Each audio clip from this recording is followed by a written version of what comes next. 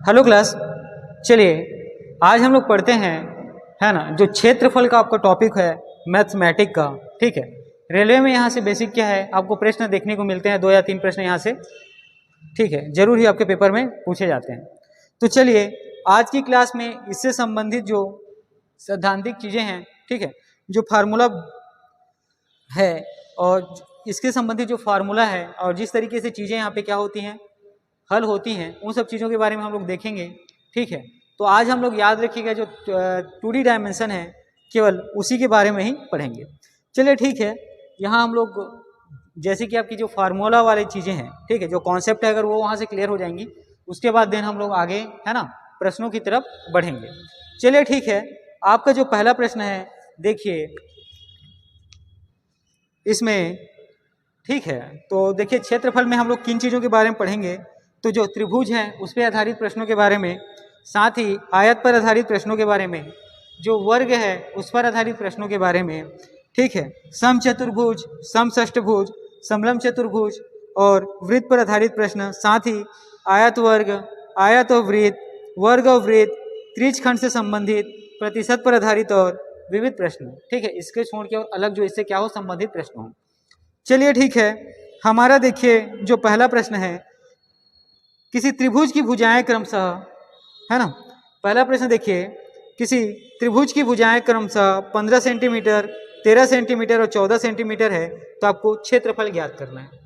देखिए आज का हमारा जो टॉपिक है इसका नाम है क्षेत्रफल। ठीक है, आज का हमारा जो टॉपिक है इसका नाम क्या है, तो क्षेत्रफल। ठीक है, इसको इंग्लिश में एरिया कहते हैं। ठीक, चलिए बहुत इंपॉर्टेंट टॉपिक है। और यहाँ पे आपका पहला प्रश्न दिया हुआ है कि त्रिभुज की भुजाएं क्या है, तो सबसे पहले याद रखना है त्रिभुज है। ठीक है, और त्रिभुज की भुजा में आपको याद रखना है, पहली बात तो याद रखना है कि त्रिभुज की कितनी भुजाएं होंगी, तो 3 भुजाएं होंगी। ठीक है, त्रिभुज की कितनी भुजाएं होंगी, तो 3 भुजाएं होती हैं। ठीक है, जिसमें एक है 15 सेंटीमीटर, ठीक है, दूसरा भुजा है 13 सेंटीमीटर और जो तीसरा भुजा है 14 सेंटीमीटर। अब इसके बाद त्रिभुज के, है ना, क्षेत्रफल को पूछा गया है कि त्रिभुज की भुजाएं तो इतनी है, इसका क्षेत्रफल क्या होगा। देखिए सबसे पहले आपको याद रखना है एक फार्मूला त्रिभुज का अर्ध परिमाप निकालने का। ठीक है, जिसको हम लोग क्या कहते हैं, ठीक, अर्ध परिमाप निकालते हैं, इसको हम लोग ऐसे क्या करते हैं, डिनोट करते हैं। ठीक है, और इसका जो फार्मूला होता है याद रखिए a प्लस बी प्लस सी बटा 2। ठीक है, जब हम तीनों भुजाओं को जोड़कर 2 से भाग करते हैं तो हमें अर्ध परिमाप प्राप्त होता है। साथ ही इसी में जो त्रिभुज का जो क्षेत्रफल निकालने का फार्मूला है ये होता है, आपको याद करना है, ये चीज़ें याद रखनी है, root of s minus a into s minus b into s minus c. ठीक है, चलिए देखते हैं। देखिए सबसे पहले तो त्रिभुज के यहाँ पे आपको क्या मिल गया है, भुजा दिया हुआ है, मतलब ए बी सी।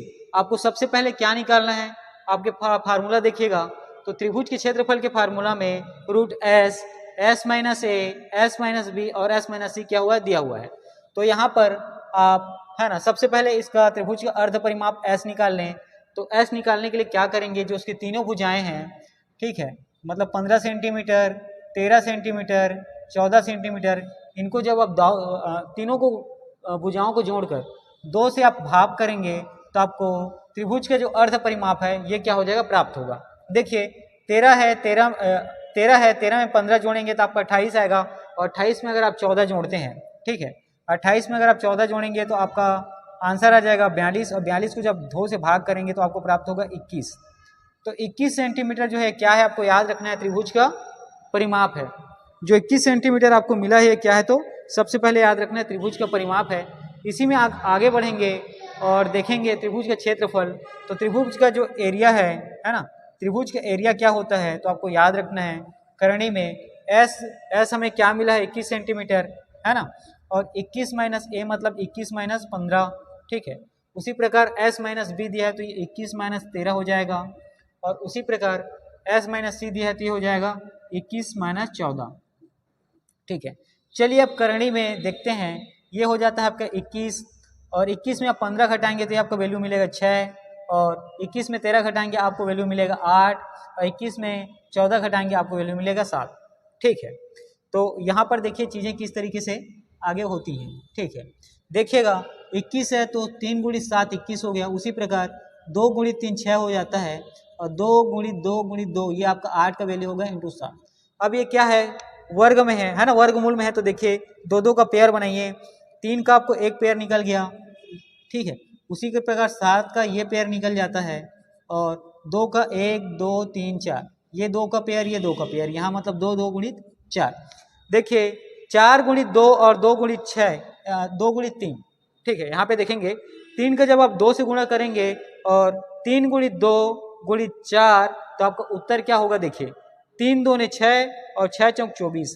ठीक है, 24 सेंटीमीटर स्क्वायर जो है ये आपका त्रिभुज का क्षेत्रफल क्या होगा, प्राप्त होगा। कितना, तो 24 सेंटीमीटर स्क्वायर। चलिए आगे बढ़ते हैं और अब हम आपका अगला प्रश्न अब क्या करेंगे देखेंगे।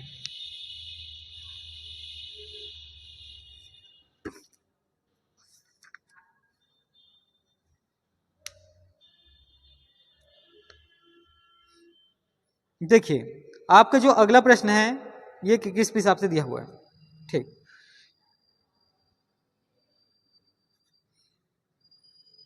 देखिए 12 सेंटीमीटर, 18 सेंटीमीटर और 26 सेंटीमीटर भुजा वाले त्रिभुज की तीनों भुजाओं के मध्य बिंदुओं को मिलाया गया है। ठीक है, आपका जो अगला प्रश्न यहाँ देखते हैं कि 12 सेंटीमीटर, 18 सेंटीमीटर और 26 सेंटीमीटर भुजा वाले त्रिभुज के तीनों भुजाओं के मध्य बिंदुओं को मिलाया गया है। इसे ठीक बीच में बने त्रिभुज का क्षेत्रफल आपको ज्ञात करना है। देखिए आपका जो अगला प्रश्न में देखते हैं, पहले तो त्रिभुज ही है। ठीक है, त्रिभुज आप यहाँ पे निकालेंगे, है ना, त्रिभुज है ये। ये देखिए, चलिए इसको मैं क्या करता हूँ, मिटाता हूँ, एक अच्छा सा त्रिभुज बनाने की कोशिश करता हूँ। ठीक, तो सबसे पहले ये त्रिभुज का बिंदु है, ऐसे हो गया, ऐसे और ऐसे। देखिए ये ए है, ये बी है, ये सी है। त्रिभुज इस तरीके से क्यों बनाया गया है, इसका कारण है क्योंकि इसकी भुजाओं की जो लंबाई है वो क्या है, अलग अलग है। ये मान लीजिए 12 सेंटीमीटर, ये 18 सेंटीमीटर और ये जो है आपका 26 सेंटीमीटर। ठीक है, अब इसके बाद प्रश्न में बोला गया है कि तीनों भुजाओं के मध्य बिंदु को मिलाया जाता है, ये और इसके बाद जो अंदर का त्रिभुज है इसको पूछा जाता है कि उसका क्षेत्रफल क्या होगा। ठीक है, उसका क्षेत्रफल क्या होगा। देखिए आप इसमें कुछ चीजें याद रखेंगे, जो अंदर में त्रिभुज बना है, ठीक है, इसके किसके मध्य बिंदु में बना है। मध्य बिंदु मतलब आधे बिंदु में बना है। ये किसका कितना भाग है, तो आधा भाग है। ठीक है, कितना भाग है, तो आधा भाग है। तो यहाँ पे इसको भी नाम ले लीजिए, डी ई और एफ। ये आप क्या आपने नाम रख दिया। अब ठीक है, अब जब भुजा निकालेंगे, क्योंकि क्षेत्रफल किसका निकालना है, अंदर वाले त्रिभुज का, इस वाले त्रिभुज का, तो उसका पहले तो आपको भुजा पता होना चाहिए। अंदर के त्रिभुज के जब आपको भुजा पता चलेगा तभी आप उसका क्या निकाल पाएंगे, क्षेत्रफल। तो देखिए जो 12 है ना, इसका भाग हम जब 2 से करेंगे, क्योंकि मैंने आपको बताया क्या है, ये मध्य बिंदु मिड पॉइंट से मिला हुआ है। ठीक है, मध्य बिंदु मिड पॉइंट से मिला हुआ है, तो क्या होगा, उसका आधा हो जाएगा। उसी प्रकार जो आधा है 18 है, इसका भी आधा होगा, और जो 26 है इसका भी आधा होगा। तो जो अंदर की भुजा है ना, इसकी आपको देखने को तीनों भुजाओं देखने को मिलेगी। एक 6 सेंटीमीटर, दूसरा 9 सेंटीमीटर और तीसरा जो है 13 सेंटीमीटर। अब यहाँ से आपको भुजाएं क्या हो गई, प्राप्त हो गई। अब यहाँ से आप क्या करेंगे, अर्ध परिमाप, जिसको हम लोग है ना सेमी पैरामीटर कहते हैं, ये आप क्या करेंगे, निकालेंगे। और इसका फार्मूला मैंने आप थोड़ी देर पहले आपको बताया, ए धन बी धन सी भागी 2, मतलब तीनों के त्रिभुज, तीनों भुजाओं को जोड़कर 2 से भाग करने से आपको क्या प्राप्त होता है, अर्ध परिमाप। ठीक है, तो चलिए यहाँ पे आप देखेंगे कि 6 और 9 को जोड़ेंगे तो 15 हो जाएगा, 15 और 13 को जोड़ते हैं तो 28 होता है। 28 का जब हम लोग भाग करेंगे 2 से तो 14 सेंटीमीटर, ये क्या होता है, आपका अर्ध परिमाप हो जाता है। ठीक है, अब हमें अर्ध परिमाप प्राप्त हो गया, तो अब हम लोग क्या कर पाएंगे, जो त्रिभुज है, जो त्रिभुज के अंदर बना हुआ है, नाम है डी ई एफ, अब इसका हम क्षेत्रफल निकाल पाते हैं। और इसका फार्मूला थोड़ी देर पहले मैंने आपको बताया था क्षेत्रफल निकालने का। ये करनी में है एस माइनस ए, एस माइनस बी और एस माइनस सी। ठीक है, तो यहाँ देखिएगा जो पेरीमीटर एस आया ये है 14 सेंटीमीटर। एस माइनस ए, आप जो कि इसका एक भुजा को पूछ रहे थे, ये हो गया 6। दूसरा भुजा एस माइनस बी है ना, एस माइनस बी, देखिए ये 14 माइनस 6 हो जाता है। उसी प्रकार एस यहाँ पे आपको 14 मिला है और 14 माइनस 9, और अगला होता है एस होता है आपका 14 और ये भुजा हो जाता है 13। ठीक है, चलिए इस करणी को देखिए, ये हो गया 14, 14 में 6 आप घटाएंगे तो 8 प्राप्त होगा, 14 में 9 घटाएंगे तो आपको 5 प्राप्त होगा, उसी प्रकार 14 में 13 घटाएंगे आपको 1 प्राप्त होगा। अब देखिए चीजें कैसी बढ़ती हैं, 2 गुणित 7 गुणित 2 गुणित 2 गुणित 2 गुणित 5, ये आपका पेयर 2 बाहर आ जाएगा, ये आपका 2 पेयर क्या होता है बाहर आ जाएगा, और करणी में आपके पास मिलेगा 7 गुणित 5, तो ये होता है आपका 4√35 सेंटीमीटर स्क्वायर। ये आपका त्रिभुज का क्या मिलता है आपको, एरिया मिलता है। ये आपको त्रिभुज का क्या मिल जाता है, आपको एरिया मिल जाता है। ठीक है, चलिए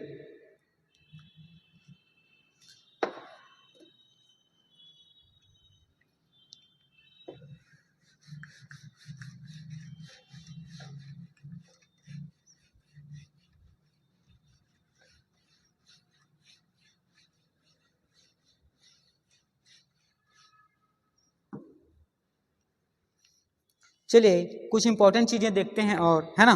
देखिए अगला है त्रिभुज का क्षेत्रफल निकालने का एक दूसरा फार्मूला और है। ठीक है, सम है ना, त्रिभुज का क्षेत्रफल निकालने के लिए, ठीक है, त्रिभुज का एरिया निकालने के लिए एक दूसरा फार्मूला है, ये है आपको याद रखना है 1/2 इंटू, है ना, कोई एक भुजा आप लेंगे और इसका गुणा जब आप करते हैं, ठीक है, उस भुजा से भुजा की ऊंचाई की। ठीक, तो त्रिभुज के जो अगला फार्मूला आपको याद रखना है, हाफ गुणित उसकी एक भुजा गुणित ऊंचाई। इससे भी त्रिभुज के क्षेत्रफल निकाला जा सकता है, जहां क्या हो उसकी ऊंचाई आपको पता हो। ठीक है, या एरिया और भुजा पता हो तो आप उसकी ऊंचाई निकाल सकते हैं। ठीक, अगला देखिए समबाहु त्रिभुज की यदि भुजा, ठीक है, समबाहु त्रिभुज है ना, समबाहु त्रिभुज है, अगर इसकी भुजा ए है, ठीक है, तो उसका क्षेत्रफल क्या होगा ये बताना है आपको। तो समबाहु त्रिभुज के क्षेत्रफल का जो फॉर्मूला होता है ये होता है √3/4 इंटू ए स्क्वायर। ठीक, √3/4 इंटू ए स्क्वायर। अगला देखिएगा समकोण त्रिभुज में पाइथागोरस प्रमेय से संबंधित प्रश्न है। यहाँ पर देखिए कर्ण स्क्वायर बराबर होता है ना, लंब का स्क्वायर धन आधार का स्क्वायर।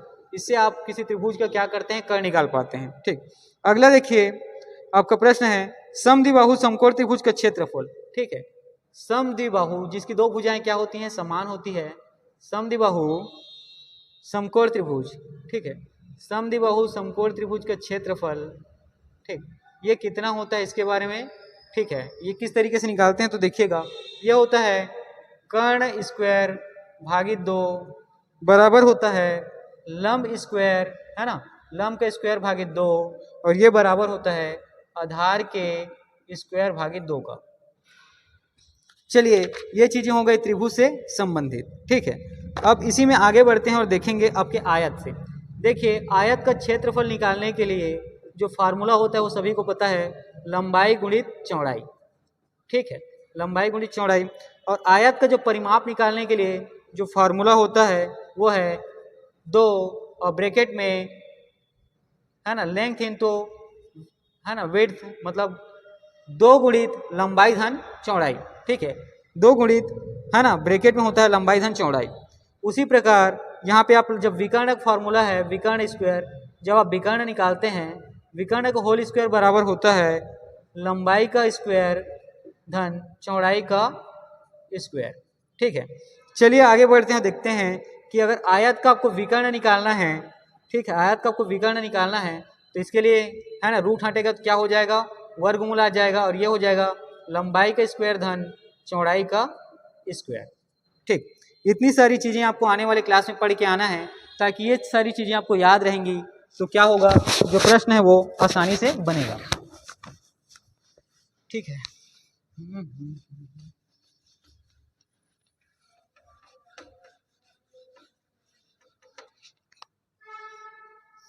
चलिए आगे देखिए, और आपका आगे है जो है ये वर्ग से संबंधित है।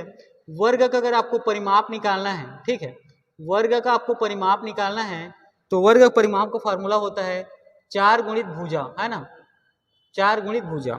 अगला देखिए वर्ग का अगर आपको विकर्ण निकालना है तो वर्ग का विकर्ण का जो फार्मूला होता है भुजा इंटू √2, है ना, भुजा इंटू √2।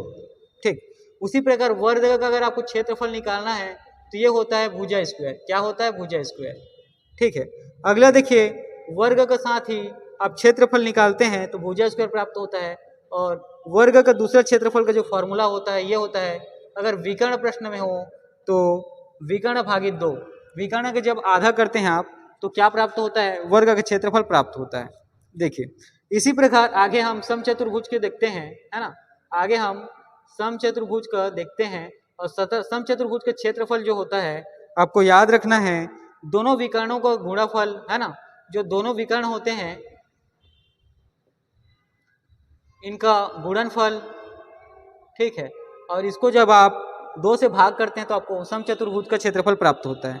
देखिए और समचतुर्भुज का जो परिमाप है ना, समचतुर्भुज का जो परिमाप है ये क्या होता है, तो याद रखना है आपको 4 गुणित भुजा, क्या होता है 4 गुणित भुजा, उसकी चारों भुजाओं को जब 4 से गुणा करते हैं तो आपको इसका परिमाप क्या होता है, प्राप्त होता है।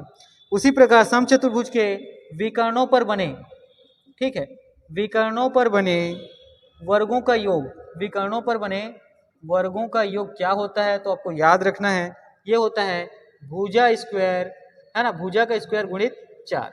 ठीक, इतनी चीजों को आप क्या करेंगे, अच्छे से पढ़ के आएंगे और उसके बाद हम लोग इन सब पर आधारित क्या है आगे प्रश्न करेंगे। ठीक है, इतनी चीजों को आप क्या करेंगे, अच्छे से करेंगे और उसके बाद हम लोग इन सब चीजों से आधारित क्या करेंगे, जो प्रश्न है उसको बनाएंगे। चलिए ठीक है ना।